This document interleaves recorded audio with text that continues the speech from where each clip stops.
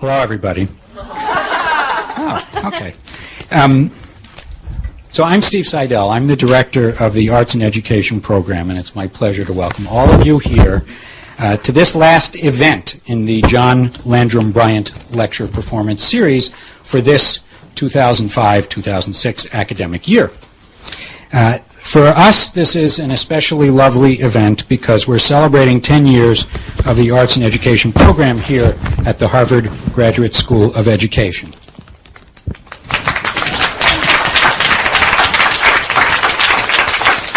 So we have many friends here today, and I want to acknowledge it, at least some of you, mostly by naming groups, not by naming names.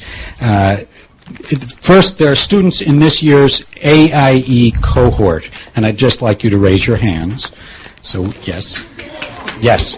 And we collectively, the students in this year's cohort, and I welcome all of the rest of you here to be with us. Then there are members of the AIE Advisory Council who are here. Can you all raise your hands? We love having you here with us. There are alumni of the AIE program. Can you raise your hands? Yes. Great to have you. There are HGSE staff, faculty, and students, and university staff and faculty. Can you raise your hands? Great to have you. And finally, there's someone who wrote to us asking, from Brookline, asking for directions to Larson Hall. Did you make it? Yes. Oh, good. Welcome. And anyone who may not have raised your hand yet, we're happy to have you with us. So AIE is a program with a large community, and we're very blessed in that way and very grateful, so we're glad everyone is here. And John, welcome. In thinking about how to use this occasion of our 10th anniversary as a moment for reflection, I thought it was important in this setting, this kind of public event, to move beyond consideration of the program per se and look at the broader field of activities that we call the arts in education. In particular, since anniversaries are moments for looking back and looking forward, I thought it would be good to assemble a group that could help us reflect on where this field of diverse activities, the arts and education, has been in the last decades and where it might be going.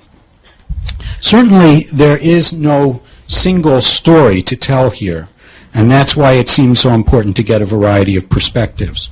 And our goal today is not to arrive at a single truth about the past or the future of the arts and education. Rather, our intent is to put out a variety of ideas and images of where we're coming from and what might develop as roles for the arts and the educational experiences of young people in the future. So this is an opportunity for looking back and looking ahead, and it's my hope that the comments of the panelists today will provoke your own thoughts.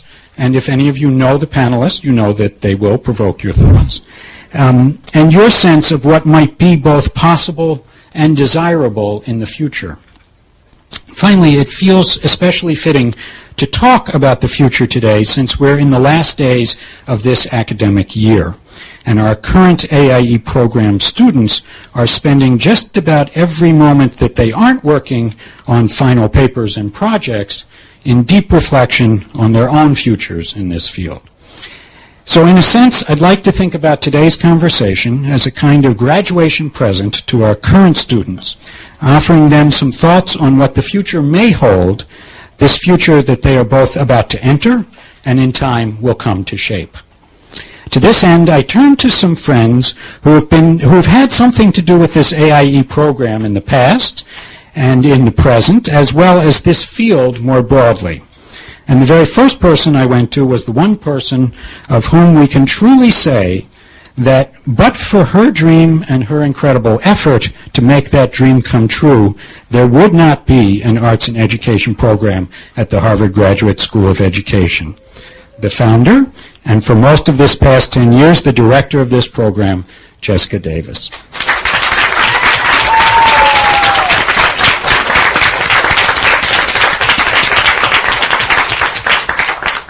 It took Jessica approximately 1.5 seconds to say yes, and I was grateful. I then turned to Howard Gardner, who also worked very hard providing guidance and great support to the creation of this program, and Howard immediately agreed to participate as well, and he would be here today and has asked me to extend his regrets, but he's had to excuse himself to attend a memorial service in New York City. I then approached Richard Bell, who was a long-term member of the Arts and Education Advisory Council, and as the National Executive Director of Young Audiences, has been both a friend and powerful influence on the practice of education with and in the arts in the United States.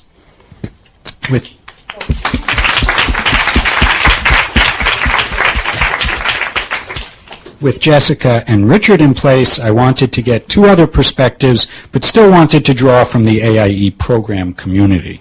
To that end, I asked Ruben Gazdambide Fernandez, a graduate of the AIE program, a current doctoral student here at HGSC, but in a few weeks we will claim him proudly as a graduate, a colleague on the faculty this spring as he has been teaching a course, Understanding Curriculum, and I'm happy to say that Ruben will soon take his place on the faculty at the University of Toronto.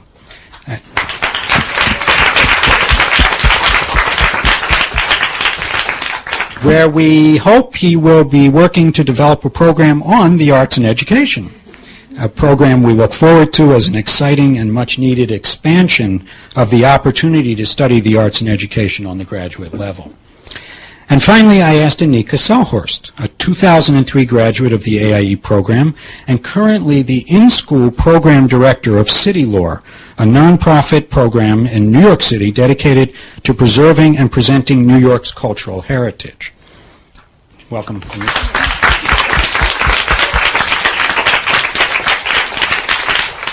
So, I'm going to actually ask them to say a bit more about what they're doing so that you have a sense of where they are in the field at this moment.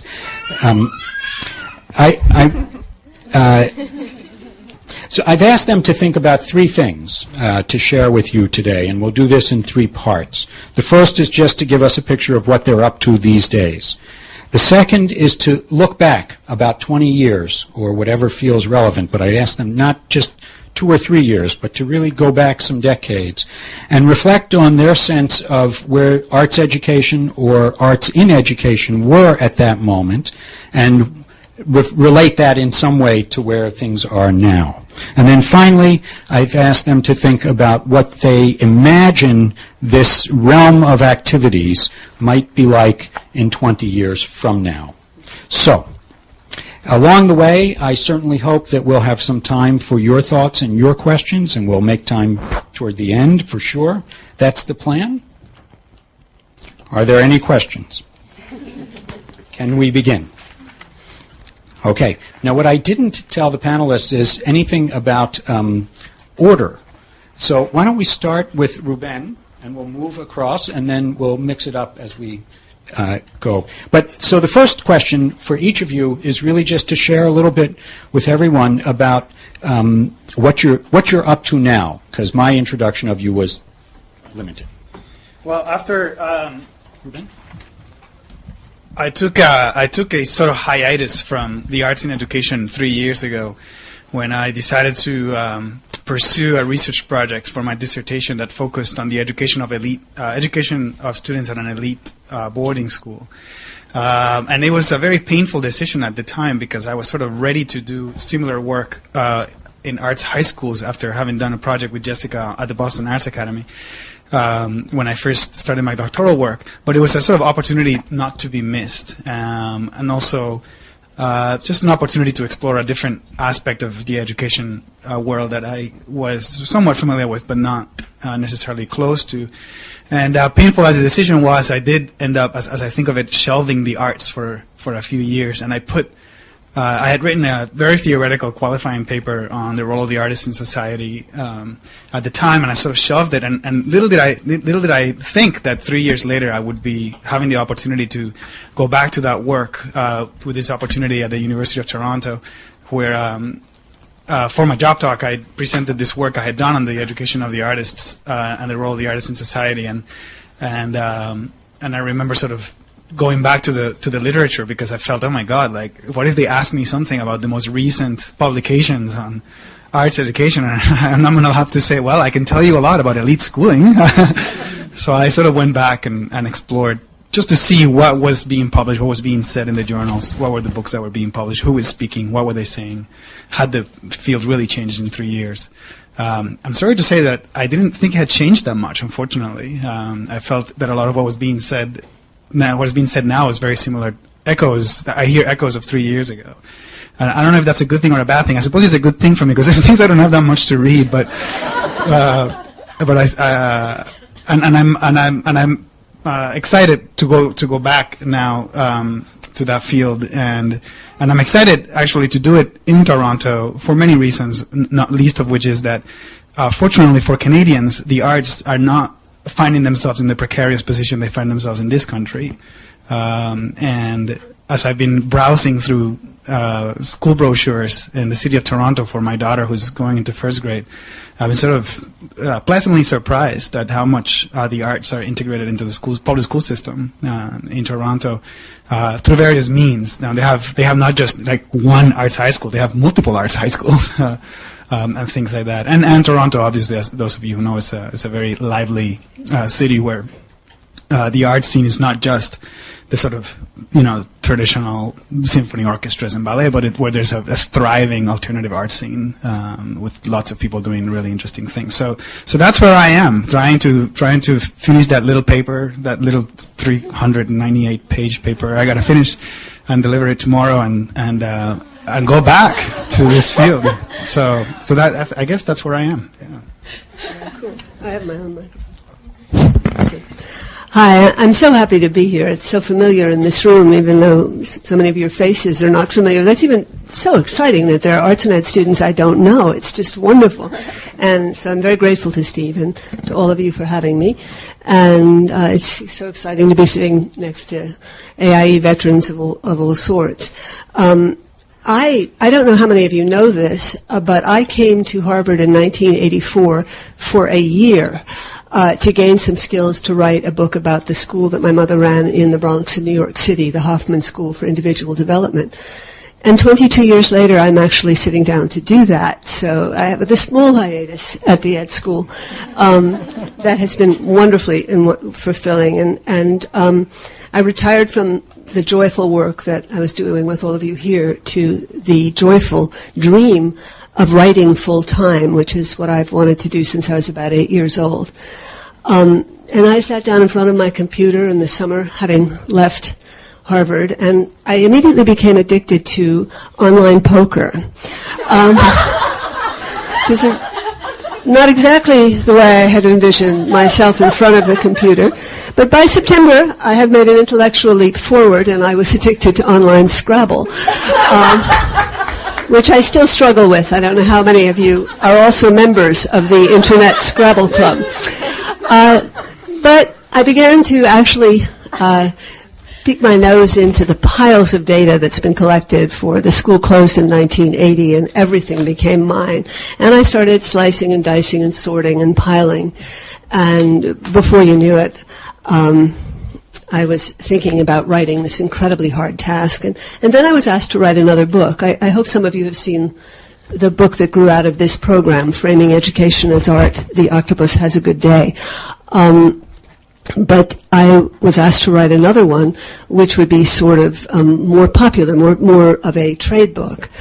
And I thought, well, I can write that very easily. Imagine writing without references.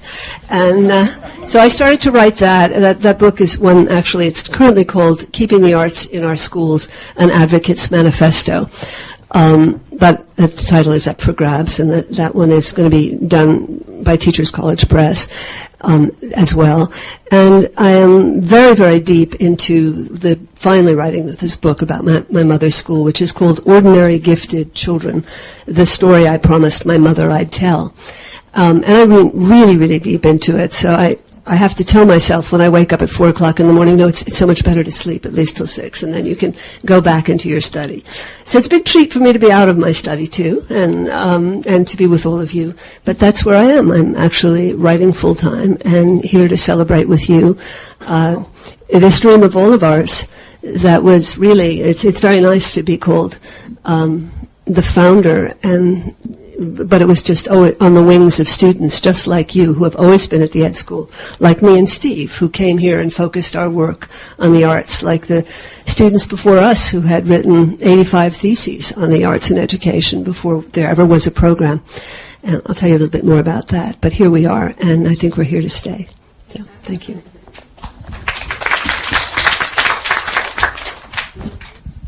Is my mic on? Yeah? Yeah? Can you guys hear me? Okay. Yes? No? Okay. So my name is Anika, and like Steve said, I graduated from the AIE program in 2003. And I'm very excited to share the work that I'm currently doing at an organization called City Lore, which is in the Lower East Side of Manhattan. I've been there just about a year, and every day I go home and I'm like pat myself on the back for finding a job so cool that I can get paid for, and that covers my rent and all that good stuff. But basically, we're a very tiny organization. There's about 8 or 9 of us. There's some part-time folks, but we're ethnomusicologists, anthropologists, folklorists, arts researchers who are working to document and celebrate New York's living cultural traditions.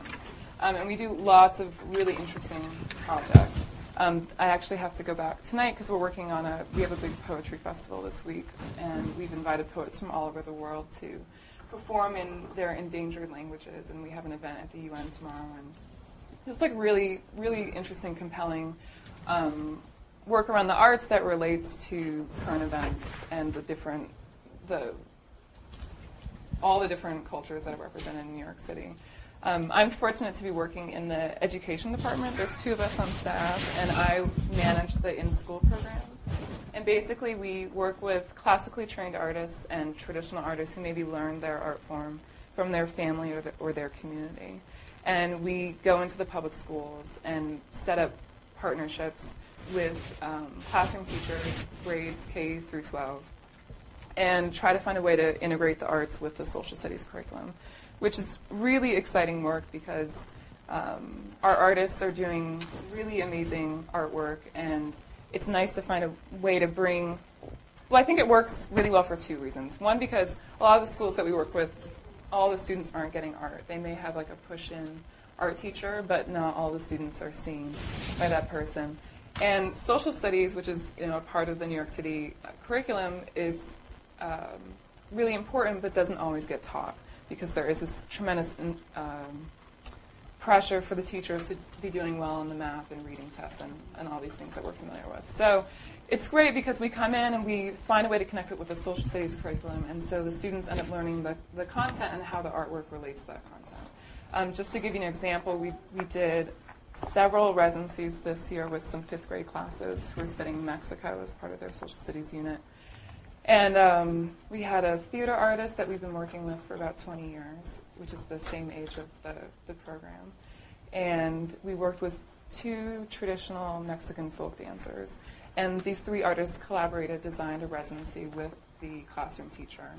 And the students learned about the Mexican Revolution and how the role that the arts played in that social movement. So the classroom teacher was responsible for most of the content. But the artist came in, worked with the students to teach them the dances and to teach them about theater and these art forms as a way of telling this story, and also as political tools. And the students created their own original student production on the revolution that they shared with the whole school. And we also collaborated with a mural artist on that and developed some interesting units on studies on corridos, which are sort of epic poems in the Mexican tradition that tell about the brave deeds of people who fight in the revolutions. So just really interesting, multifaceted work. So this is the kind of stuff that we do every day. It's very busy. We're working very hard, but we have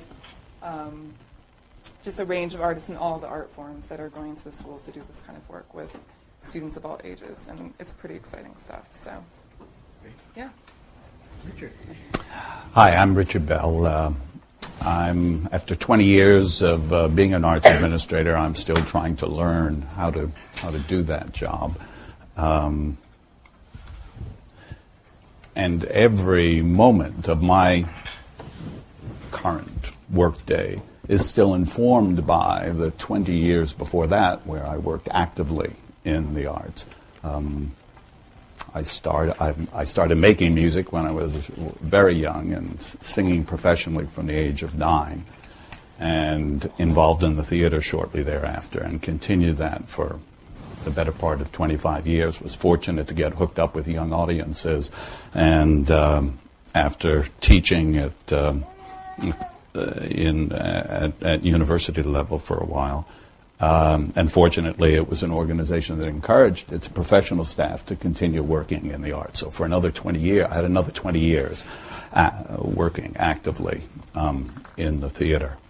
And the last 20 years, every day is informed by that experience.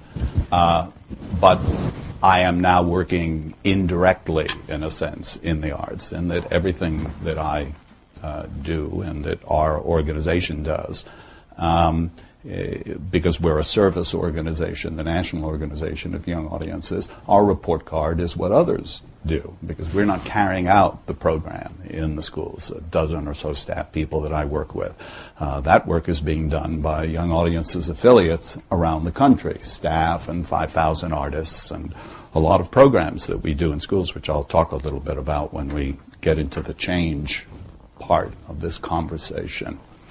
The current project that is taking up a great deal of my time is called Arts for Learning Lessons. More than probably 3/4 of the people in this room know something about that, because I had the pleasure and good fortune to spend some time with Steve's class, maybe 3 weeks ago, something like that, talking about that project, which is a literacy project using through art strategies to help enhance 3rd, 4th, and 5th graders' reading skills and knowledge.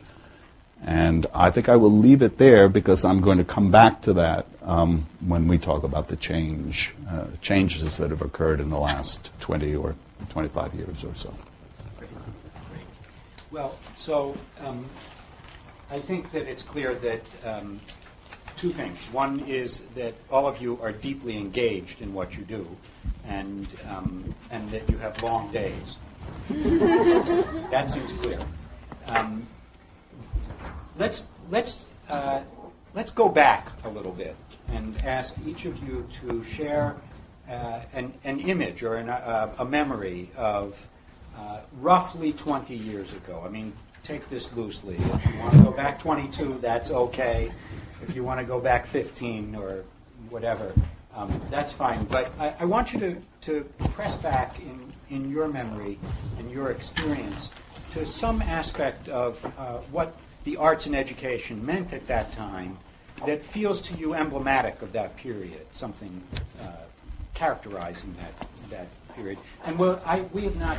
This is not planned beyond this. I don't know what these folks are going to say, so I'm very curious to see whether a mosaic emerges or what. So, Anika, let me start with you. I'm 5 years old. Yeah. 20 years ago, I was 8, about to turn 9. So that's the end of, is that 2nd or 3rd grade? One of those things. So I didn't have a conception, obviously, of art education as an entity other than what I was experiencing in school, which I have to say, my school arts education was very traditional and very sort of grim compared to the really interesting projects that I think like City Lore and other New York arts organizations are doing in the school. It was, Santa Claus is out of cotton balls around the holidays, things like that. Which, even though I was that young, I had a sense was, entertaining, but not. I already had a different conception of what art making was about, and that was in large part because at a very young age, I started going to this place called the Berkeley Child Art Studio in Berkeley, California, where I was born and raised, and it was so wonderful.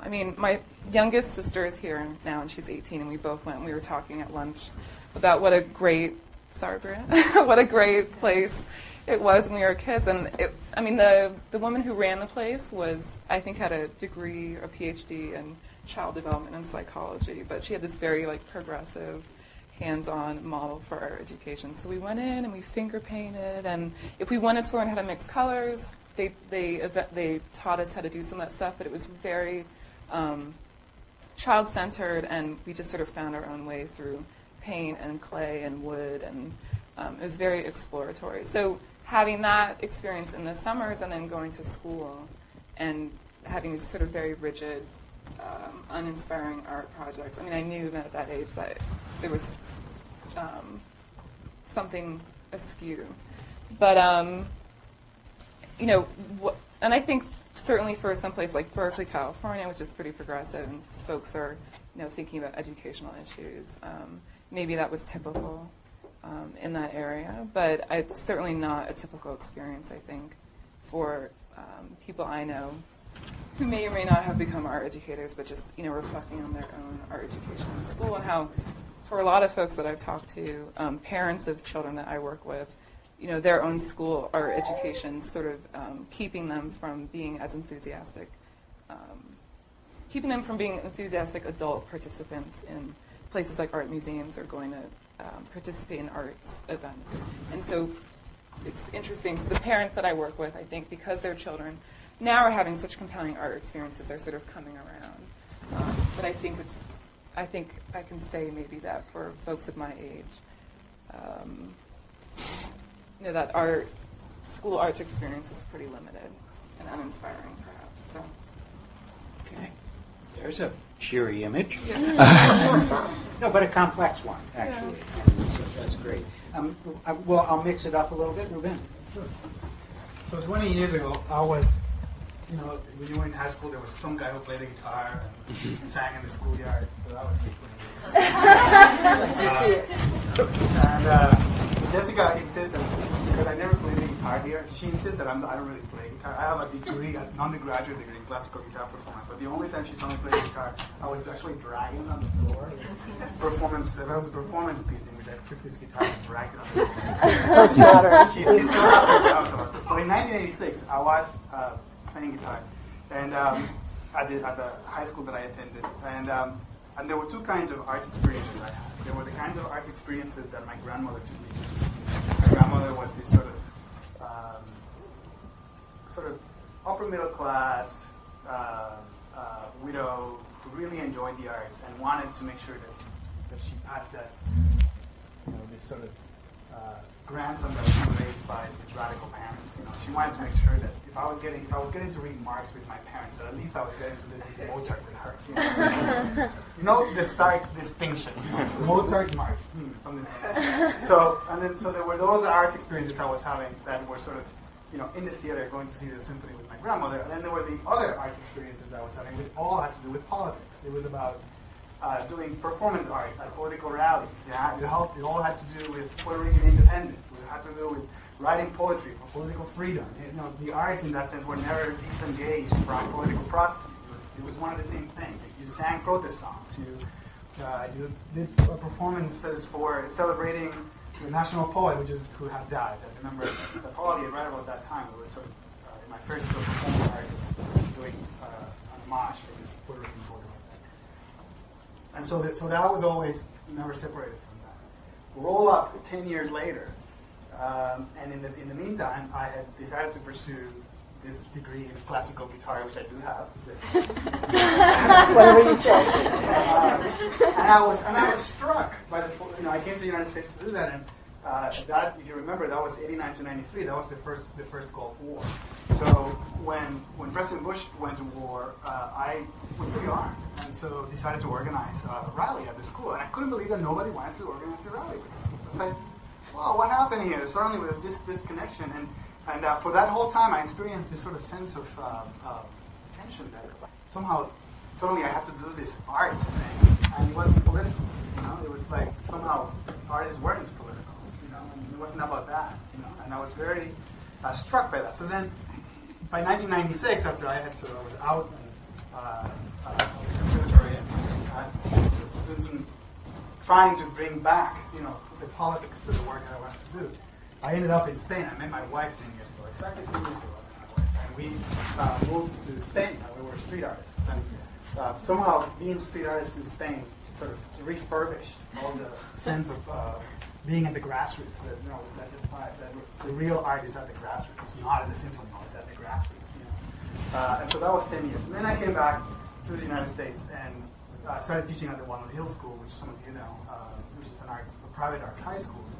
And once again, this sort of sense of like art, politics. And then suddenly I started hearing this thing about, I was hired to be the minority recruiter officer, right? And I started hearing this thing, it's so hard because they just don't know how important the arts are. I'm like, wait, who's they? They don't know what the arts are. So once again, this connection between politics, they, meaning people of color, don't know what the arts are, and we, white people, we know what it is, so let's try to bring them in so they can educate them. So that again sort of really rubbed against my own sense of, wait a minute, my grandmother was taking me to this. Somehow it doesn't jive, And I ended up in Jessica's hand. So that's my history of the arts and education in 3 minutes. It went from sort of leaving the arts and education as a political act to art as something else other than that. Not quite sure what. Well, I do know what it is now, but then I didn't know what it was. So now at least I have a vocabulary for it. And then coming back to sort of trying to build that connection again and realizing the fundamentally political dimension of the arts. Richard. 20 years ago, I was just about to start the job that I'm in now. And I had already put in 20 years in the field before that. And I think partly because, I think as we all do, the lens through which you make value judgments about the importance of various times in your life have to do with where you were at that moment in time. That was a time that felt like the world was filled with infinite possibilities. It was the first time I felt that I was able to make a significant contribution to the field. And I felt that I had paid my dues to some extent in the 20 years previously preparing for that. And now I was about to be in a position to try and act on what I had learned through that 20-year period of time. So it was a very exciting time in my life personally. And that may color my view that it was a time that was filled with potential, because that's the way it felt to me at the time. As I look back on it, I don't feel as strongly that it was. But I'll save that for maybe a little bit later. It was only 3 years. In fact, I think it's almost to the year that Coming to Our Senses was published. I think that's 20 years ago this year, if I'm not mistaken, 1986. And that work, at least in my estimation, came out of the publication of A Nation at Risk 3 years earlier, I think in 1983, give or take. And that really was a clarion call. The phrase, the rising tide of mediocrity applied to education, comes out of that study, A Nation at Risk. And the tide has risen, in my view. And that was a call to arms, so to speak, I mean, intellectually, emotionally. But A Nation at Risk did not address the arts. It was silent, for the most part, on the arts. And so Coming to Our Senses 3 years later, which was published by Arts, Education, and Americans, David Rockefeller Jr. was actually the moving force, who's a baritone at that time and singing out of Cambridge, as a matter of fact. Now, of course, way up in Chase Bank, now Bank One Chase. But still a singer, as I understand it. That publication spoke directly to those of us who were working in the field. So for the first time, we heard our own voices reflected in a publication that was thought to be important and had some wider dissemination. And it footed directly back to, of course, A Nation at Risk, which was a call to the country, a wake-up call, and a prediction if we didn't wake up. And I think prescient, both publications, as a matter of fact. we were only 20 years ago, we were only 3 years away from the inception of the Goals 2000 effort.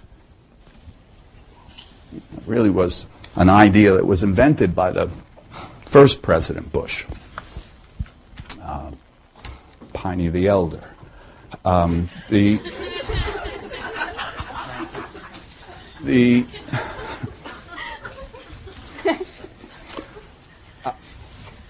But it flowered during the first part of the Clinton administration and then disappeared.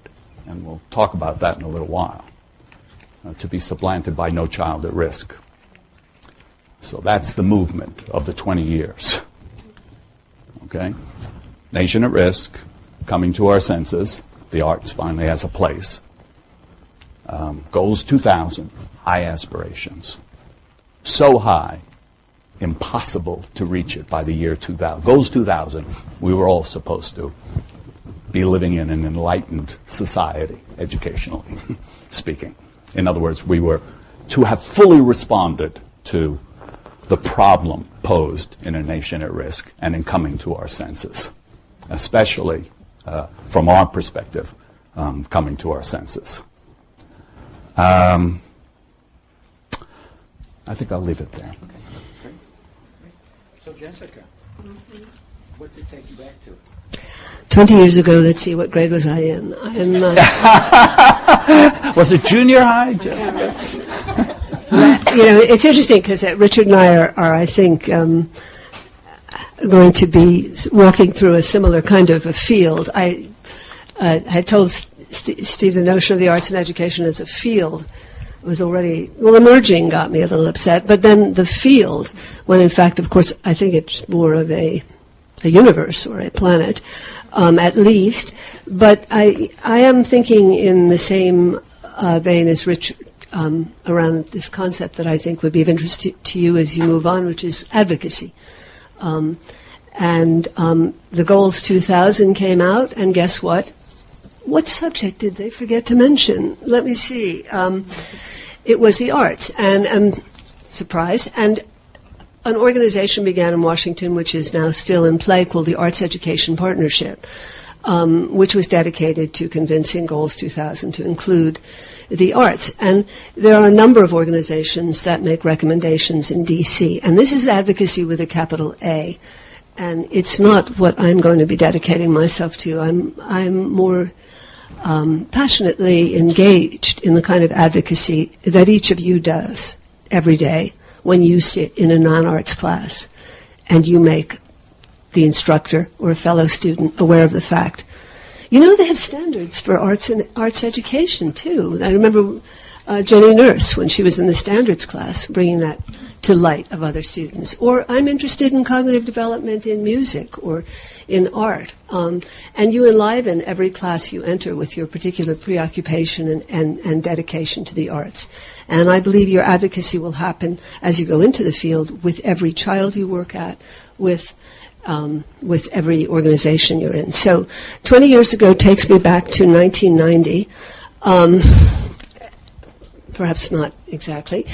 And I'm sitting in a meeting. I'm a researcher at Harvard Project Zero in a project called Project Co-Arts, in which we were studying community art centers in economically disadvantaged communities around the country. And for that reason, I had been invited to a panel or seminar that was funded by the Getty. And the head of the National Arts Education Association was there. And this was a point where the arts were very much trying to go through the front door of school. That is to say, to talk about what we can do, which we have done quite a lot of in terms of helping non-arts subjects or attitudes towards non-arts subjects. And the head of the National Art Education Association was advancing. She was dressed in a three-piece suit, and she was advancing with the premise that the art education would be advanced if its advocates could be less like artists and more, shall we say, corporate. And in this environment, and at a desperate moment, she said, nobody in higher education cares at all about the arts in education. And we looked at each other, and she said, I mean, who here is from an institution of higher education? And we're all looking at each other. And then somebody said, well, Jessica's from Harvard. And, of course, I was from Project Zero. I was not representing a curricular program here, even though, as I mentioned before, as I slipped the story in with bit by bit, there were many, many students focusing on the arts here, movers and shakers in the field, Diana Korzenik at the Mass College of Art, Nancy Smith at Boston University, Judy Burton at Columbia. They all did their work here. So it got me thinking, and on the plane ride back, I arrived and I said to the dean, nobody in higher education cares about the arts.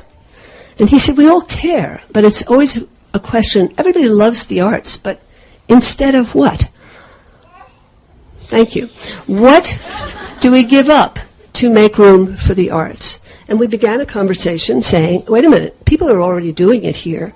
Let's take a look at what they're doing, because they're finding what they need right here in the general education program at the Graduate School of Education. And Jerry Murphy listened, and he said, okay, write me a position paper. And I said, you'll have it in a week. I called my husband in the hall and said, what's a position paper?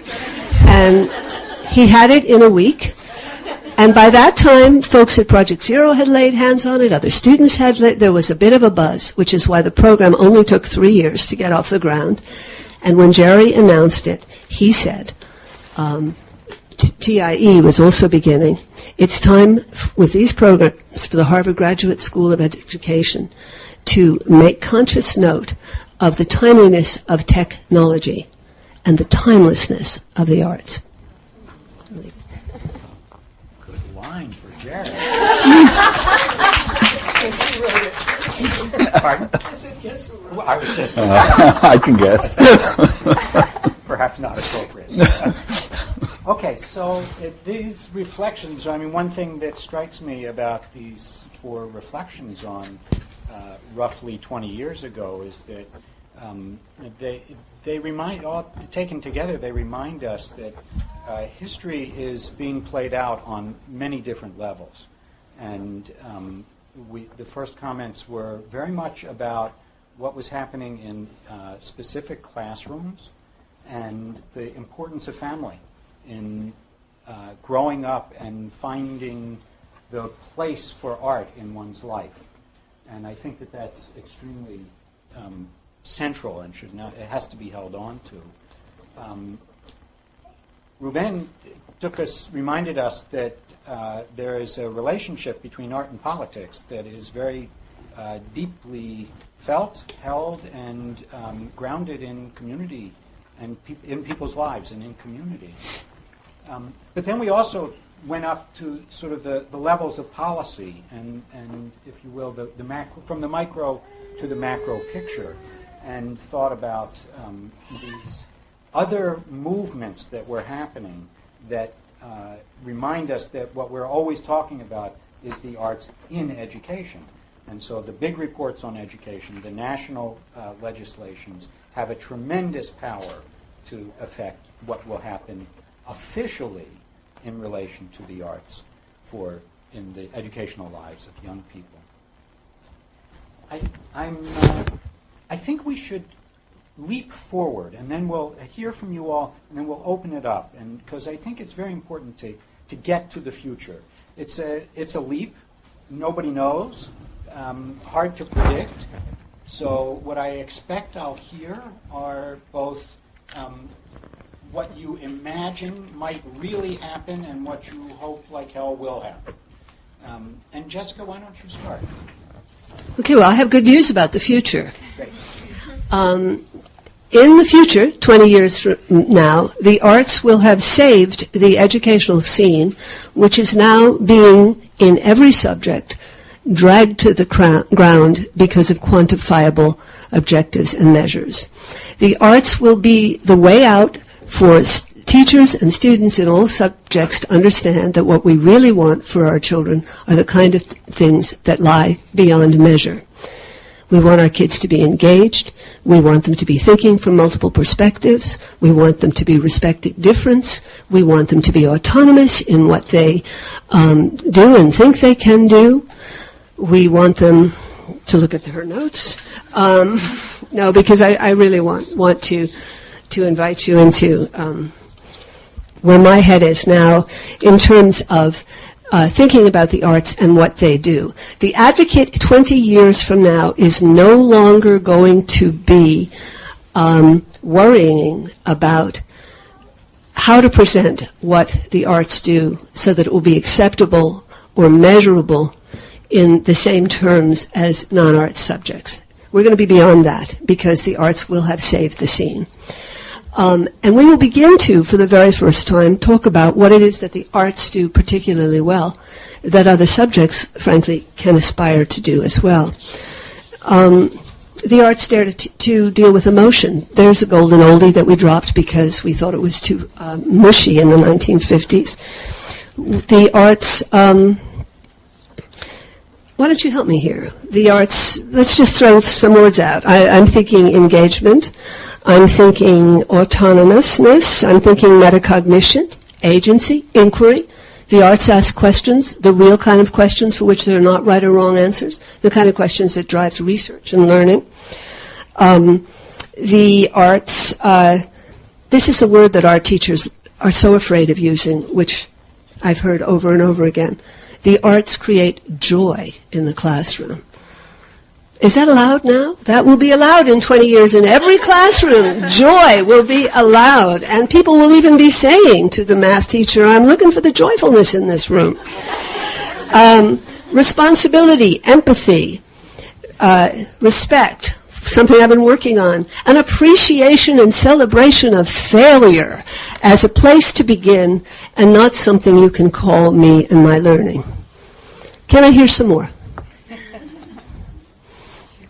Louder. Yes?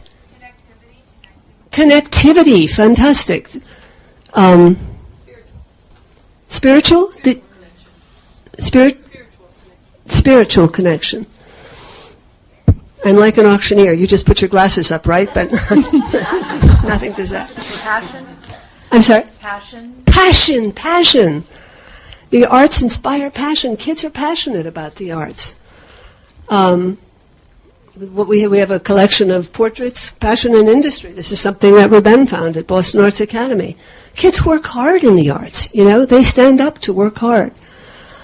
So, empowerment? Radhika? Yeah, empowerment. Empowerment. Identity. Now we're rocking these. We will be able to talk about these things, and you won't have to pass a test. I mean, that would be wonderful to see a short answer test on identity. Passion. Let's see. Your passion quota is 4.7. It's not going to work, but we're going to find ways to engage students and to appreciate this in the classroom. So we will have new discussions, and you will be at the center of it because I think you will be hitting your stride in what you're doing in 20 years, if you haven't already. Ruben, what's it look like to you? I guess you will have no mic for sure. We won't need a mic, I suppose. Go for it. I mean, physical. I guess I am not as hopeful or as eager about schools themselves, but I am as hopeful and eager about the arts. And what I see is more a community-centered type of cultural production that focuses much less on what the arts can or cannot do, but much more on what people can or cannot do when they are engaged creatively with the reality around their lives and critically with the reality around their lives, and how that manifests through means that are neither available in schools nor are they always available in the arts. I mean, the truth is that the arts have a lot of times failed us. Not only have we failed them, but the arts have failed us many times and have been instruments of oppression for as long as we can remember and have been instruments of distinction. And so what I imagine in 20 years, what I'd like to imagine is a community-based process through which youth of all ages can engage in a kind of cultural production that seeks to transform their lives in artistic ways. And in artistic ways, and by that I mean not ways that are not mathematical or that are not scientific or that are not historical, but totally the opposite. A type of cultural production that's deeply grounded on a deep understanding of history, of science, of math, of society, but that remains exciting and aesthetically engaging, and that remains at the level of what it is that people need and want, as opposed to what it is that the state wants to measure. And so in that sense, that's why I don't see that happening in the context of a school, because I don't imagine that in 20 years, if schools haven't gone any better in 150 years, I just don't see it happening in 20 more. But I remain hopeful about what can happen at the community level. And I do think that the DOP process may teach a lot of lessons to educators in school context. But I don't remain hopeful about schools themselves. I do remain hopeful about the arts. So that's what I'd like to imagine. In terms of what I actually think will happen in 20 years, maybe 50 years would be a little more hopeful. All right, maybe we can talk about that later because it's too depressing. Richard.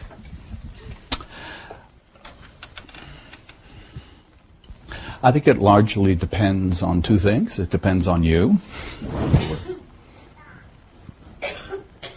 embarking, or still fairly early on. And it depends on forces that are beyond our control, which is something of what I've learned over the last 20 years, that there are constraints to what we can accomplish in this area that we not only don't have control over, but we can barely influence, but that influence us greatly, and in some important ways constrain us.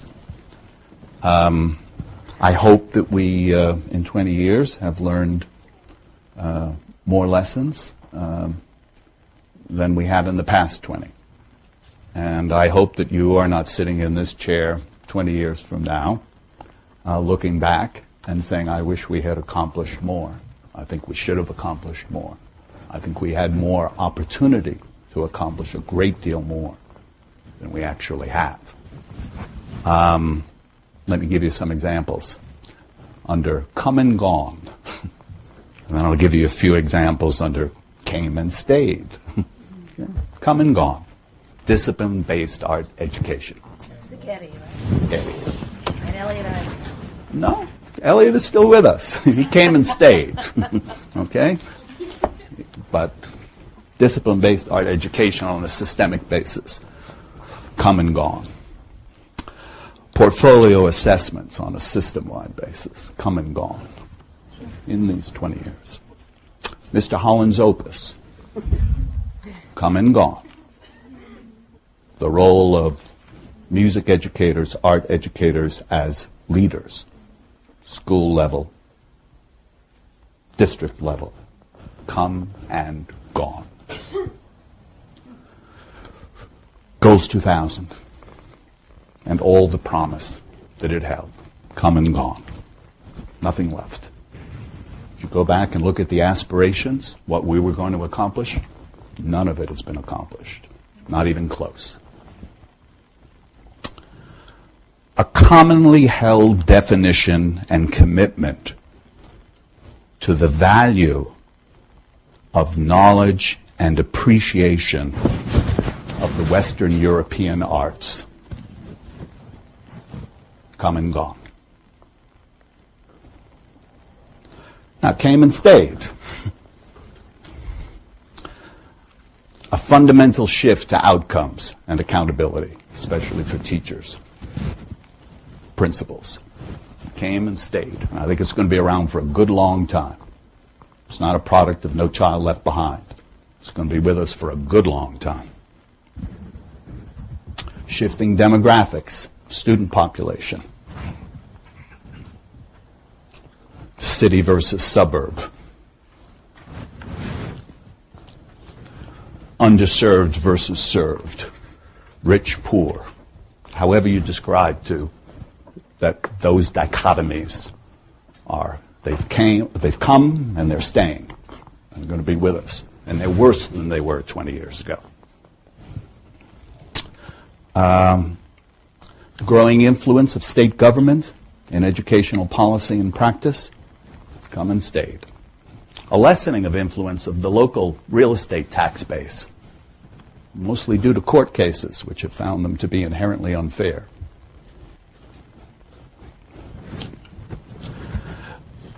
Magnet schools came and stayed, especially in the arts. I think there are something like 30 magnet schools in the Miami-Dade public school system, the fourth largest system in the country. I think 14 of them are in the arts. Very high percentage. Why did magnet schools come into being, and why have they been successful? Somebody give me the quick answer. By successful, I mean came and stayed.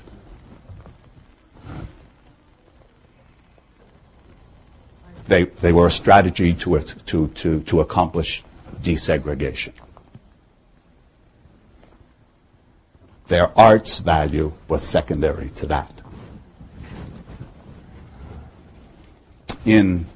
Not in the South,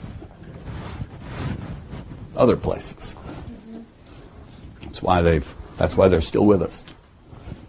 Why have they been good for the arts? I beg your pardon? Why have they been particularly good for the arts? I didn't say they had been good for the arts. I think they've been a mixed blessing for the arts, because to some extent the magnet schools have skimmed the talented kids off the top. So those kids are not there in their home neighborhood high schools. And especially in urban areas, those high schools are bereft of the arts. Between the double-barreled fusillade of No Child Left Behind and no parent champion advocates to say, I want it, forget about the educating the whole child movement of the 1950s and 60s.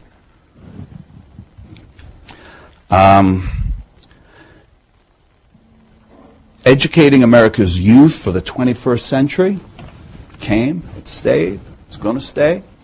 Richard Florida, creative economy, it's all there, all in the future, all still there, and will continue to be, in my judgment.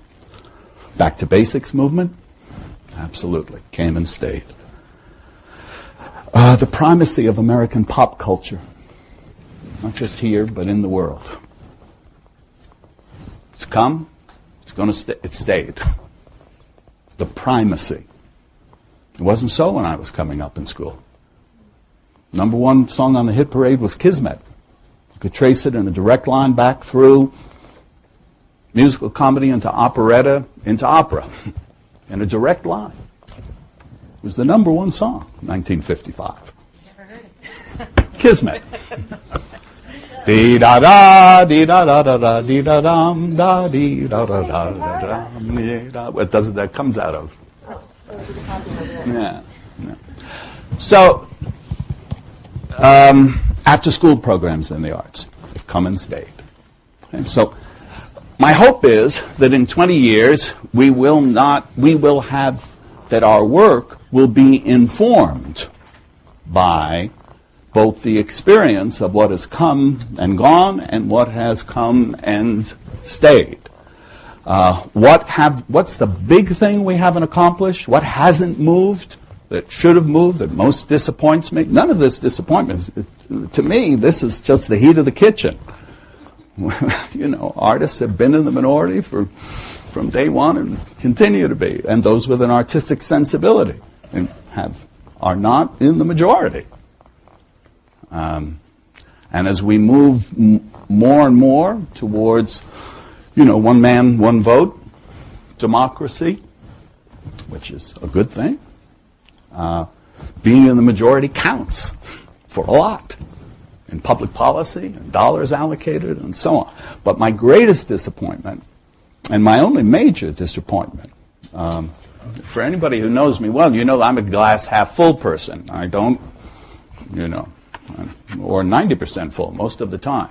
But my greatest disappointment is that we have not seen a fundamental shift towards valuing study of the arts.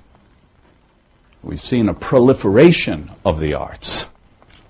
By that I mean just arts in education. I'm focusing on that primarily. We've seen a proliferation. It's expanded enormously, and it's deepened enormously. But it has not resulted so far in the outcome of fundamentally changing the country's perspective of the value of studying the arts. We still think the arts are there primarily to be studied for kids who are talented so they can get a job. That was true 20 years ago. It was true 40 years ago. It's true today. Mostly true. Not in this room it's not true.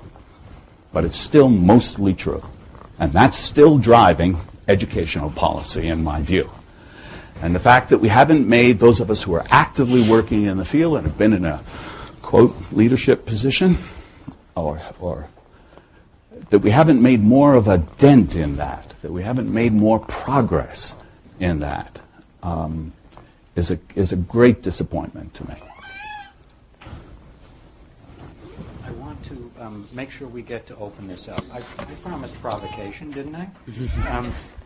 Jessica, I want to I had a question, but I'll wait till later for questions. hold on, because I want to make sure that Anika gets to talk, and then we'll open it up broadly. And I want to tell a joke or two. This would be a good moment. Okay, I'll tell the one joke I know.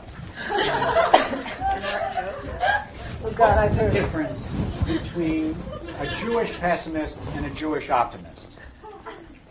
I'll tell you. A Jewish pessimist thinks that things couldn't get worse, and a Jewish optimist says, of course they could. Okay. Oh, mean. Anika. I guess, I'm just listening to everybody talk, and of course, I have much less life and professional experience to base this on. But I guess I share the sentiments that have just been uttered resonate with me, all of them. I hope that Jessica's vision is accurate, and I think that programs like AIEs that really get people thinking about how to advocate better for arts education are really important to that. But I also sort of share Ruben's pessimism that in 20 years the culture of schools isn't going to change significantly. And I'd like to piggyback on the idea that the community arts, the life of community arts is where things haven't changed that much. I mean, I think that what's most compelling to me about the work that City Lore does is that we're helping students make connections between the learning that's happening in the classroom and what's happening in their home life. And we're working with artists that are living and working in these communities. It's not teaching kids about art with a capital A. It's parents of the students that we're working with. It's thinking about the cultural art traditions that they have come up with and how that relates to their education and what we mean when we're talking about art and art education. So I think that, I mean, in my own experience, as forgettable as my school arts experience was, my home life and my community arts experience was fundamental to my personal development. And I think that that's the case for a lot of students.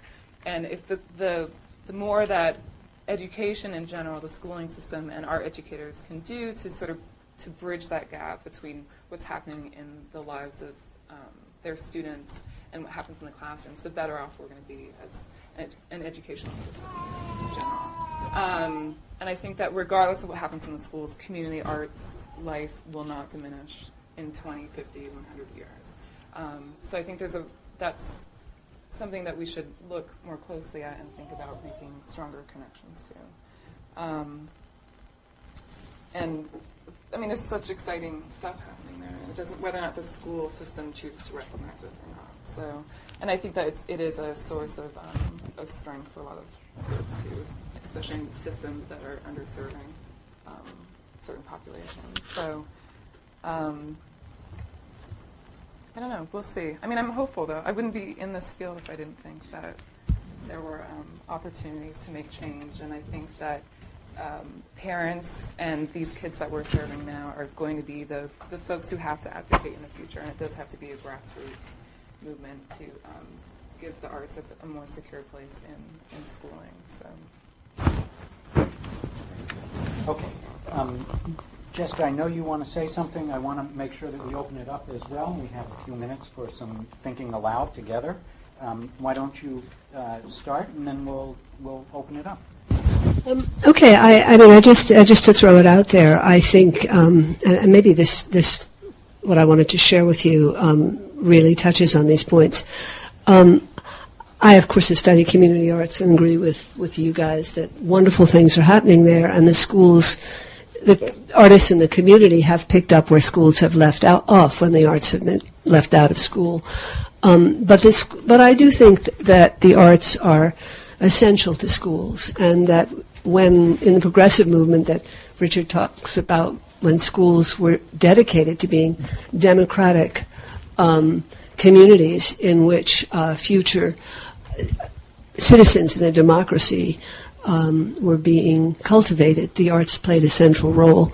And something we haven't mentioned now, although you did mention pop culture, but I do wonder the role of entertainment and the huge, booming entertainment field, which has turned off a lot of classical arts educators who think it's, what is it, what's that? Edutainment, right, that sort of derogatory word. But the truth is a lot of kids are getting into they have a vocabulary of visual images from the very beginning, and people are putting cameras in their hands when they're 3 or 4 years old so that they actually understand that they're in a conversation and not passive receptors of one, and that brings them very nicely into perhaps busting some of the political stereotypes that the media has in getting involved in a political conversation. So I actually think there's a lot of exciting things happening. They're happening on the fringe, but they're also happening in mainstream education. And going back to the advocacy thing, I only have 3 of these, so don't worry. But I do think, I was asked to think about do's and don'ts for advocacy. And I think we all probably have either been guilty of or aware of the kind of big mistakes that arts advocates have made. For example, the mistakes that Winner and Hetland exposed in their very controversial work called REAP. I always think of it as the beyond the soundbite, yeah. But that, in fact, when folks said, well, we need statistical data on why the arts work, we said, okay, we'll have statistical data. It works, it'll multiculturally, it can work. We'll have a dinner party and we'll see how many people say different things. I mean, these sort of caucus studies, but they were all designed to serve a purpose. And, research doesn't work to prove a point. Research works to explore a question. And I think we do make a lot of mistakes. So the three do's and don't areas I want to just briefly throw out. The first one is polarization, the we-they dilemma. I think we shouldn't play the we-they game, assuming that we care about the development of attentive, caring, whole human beings, while they only care about test scores. They may be our best allies in changing a system that does a disservice to all subjects and all students. It's not that the quantitative measures just don't serve the arts well. They're not asking the interesting things about what kids learn in math or science either. We do need to assume that we're all on the same side in supporting students and that we all suffer together, albeit in different ways, administrative constraints that intrude on what we know are our best teaching and learning practices. Okay, that's polarization. Thank you. The second one is overextension. And I think this has been a failing that we have had since, actually, probably the last 50 years. It's the we can do that too phenomenon. We shouldn't say, oh yeah, the arts can do that too. You want leadership this year in school? We can do leadership. We can do improving performance on tests. We can make them better in non-art subjects. We can cultivate habits of learning that are going to make them much better in all these things. I think we shouldn't forget what's special about the arts. And we need to remind doubters that the arts teach students particular art-based skills, as Richard was suggesting, that other subjects don't. Okay, I'm going to skip over this to the last one, which is, I think, the most widespread and perhaps disastrous one, which is the nobody cares phenomenon.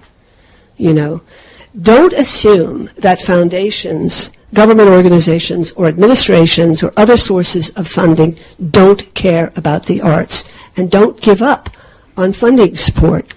Do explore all aspects of requests for proposals to see if there aren't either unexpected invitations for arts or possibilities for bringing the arts in the field. No Child Left Behind is a case in point.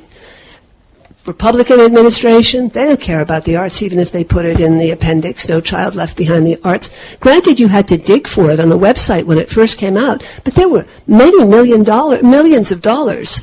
I'm going to say 8, but I think it might have been 11 or 14, dedicated for projects that will increase arts learning in the schools. And they went to, I assume, because nobody dug it out and sort of grabbed the opportunity, they went to a teacher in Meredith, New Hampshire, got $1 million to buy violins. Okay, but there couldn't have been many proposals. And in fact, within a couple of years, that money was taken away. I think you have to stay in the conversation. You have to assume everybody cares. That superintendent is not your enemy. He wants to find a way, too. I think we're all on this side, and I do think that we are in a culture that values the arts and sees them as a way to help kids. So how do we help folks recognize that rather than resent them for it not being present? Okay, that's my soapbox. Okay. So, any thoughts or questions or Susan? Many thoughts. I just wanted to go back to Richard's point about the difference between valuing arts, the actual studying of arts, and valuing great artists. It seems to me, and this is more than a 20-year back leap, but during the Renaissance, artists were extraordinarily valued because they were paying for the church, they were paying for God, they were paying for the popes, and they had money. And they were sustained, and anybody who chose to paint and was chosen, even if it was a Domecci who chose you were in God's realm. You did only paint religious paintings, but there was a lot of money and a lot of value to being in that inner circle. There's a whole lot of stuff that went on after that, but having suffered through the 6 or 7 years here around the same era that Jessica did in a quantitative world, where my doctoral dissertation committee said to me, don't be too qualitative and don't use any adjectives. If you want to get out of here, you want to clean, and watch out, don't use too many adjectives. I feel it already. I know, I was in trouble too. But I do believe that we live in this quantitative world, like it or not. And one of the things that encourages me is the kind of work that Project Zero and AIE is doing in terms of trying to prove that kids do learn better by using the things that we know to be true in music, in color, and also in athletics and movement. Because don't forget, that's the next thing that's going to leave the schools, and it's already going. So if you think of sports and athletics as part of the body or the soul, which is, to my mind, the Greek kind of way of thinking about that, that's on its way out. So I agree with Jessica that you can't just say, you people don't know anything about art, you just don't understand what you're missing. I do believe that we have to find a way to say, look, we can prove to you that kids learn better by using methods that are consistent with whatever it is that you guys are going to invent. And we've seen, Steve, some of the work that you people have done. And I know it's a long haul, but I also believe that often funders they have to have something that says, yes, there is value in the studying of art because it did produce something better in this group of children. I just think that somehow we have to try to keep, and someday, once in a while they get it. And so that's the end of my answer. Can I just We'll respond take a a little quick bit? response, but then I want to also. I absolutely agree with you. It was the distinction I was trying to make between the valuing of arts, which I think is very much present with us, and the valuing of study of the arts, which I think is very much absent. I think there are more opportunities as a result of that condition than have ever been present in this field before. Many more opportunities to make advances in so many different ways. I don't see the unified definition of art as being tracing it back to Western European art as a good thing. I don't think I was raised in a way that I would choose to raise my own children or grandchildren in terms of my introduction to the arts. I wasn't making no value judgments in the list. I was just clicking them off. I think we're much better off. There are things you have to blast out of the world, good things, that you sometimes have to move aside in order to make advances. I think we're in a terrific position we are in a terrific position in terms of being able to make a difference, more so than we were 20 years ago, when the field was congealed. Education, 20 years ago, people believed that school leaders knew best, and that the best role for parents to take was to simply trust in them, to do the job and support them.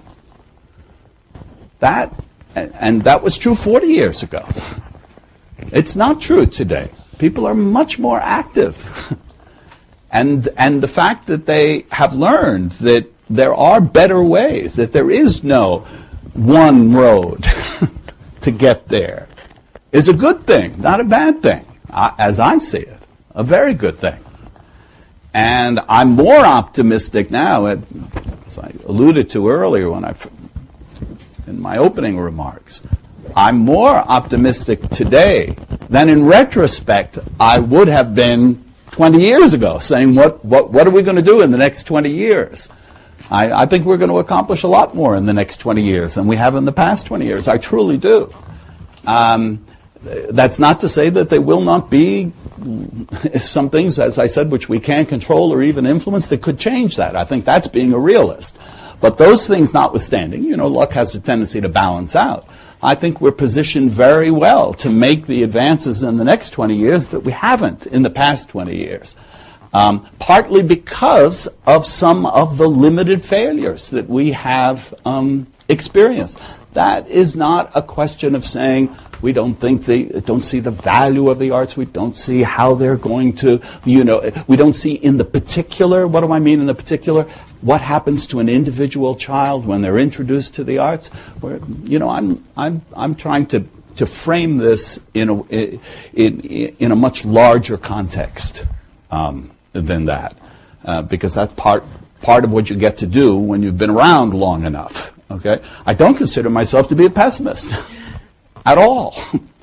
I'm more engaged now in more meaningful work in terms of making advances than I was 20 years ago. I thought I was 20 years ago, but that wasn't the case.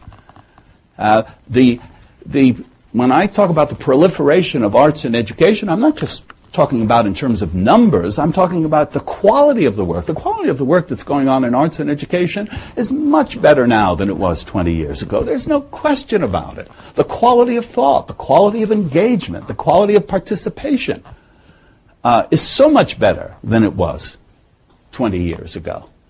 So maybe that will help. Okay. It's that moment when